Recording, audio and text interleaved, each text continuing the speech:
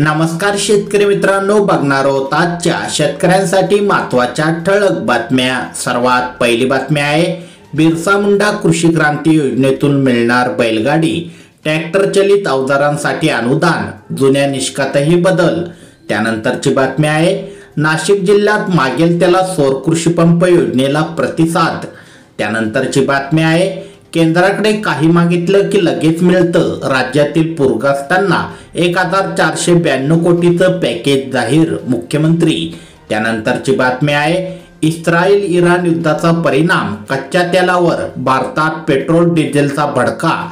त्यानंतरची बातमी आहे, जिरायती क्षेत्रासाठी करडाई फायदेशीर। त्यानंतरची बातमी आहे, पीएम किसान 18व्या हप्त्यापासून कोल्हापूर जिल्ह्यातील 17,000 शेतकरी राहणार वंचित, ई-केवायसी व आधार लिंक नसल्यामुळे होणार त्रास।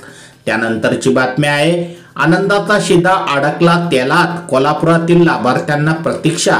त्यानंतरची बातमी आहे, पश्चिम विदर्भात रब्बीसाठी पोषक स्थिती। त्यानंतरची बातमी आहे, जळगावात ठिबक सिंचनाचे अनुदान वितरण रेखाडले। त्यानंतरची बातमी आहे, गुजरात सरकार हमीभावावर भुईमुंग सोबतच सोयाबीन, मूग आणि उडदाची खरेदी करणार। त्यानंतरची बातमी आहे, सांगलीत रब्बी पेरण्या लांबणीवर पडण्याची शक्यता। त्यानंतरची बातमी आहे, शेतकऱ्यांचे छोटे छोटे प्रश्न सोडवल्यास उत्पन्नात 20% वाढ शक्य, कृषी मंत्री शिवराज सिंग चौहान। त्यानंतरची बातमी आहे, परभणी हिंगोली जिल्ह्यामध्ये रब्बीमध्ये हरभऱ्याला सर्वाधिक पसंती शक्य।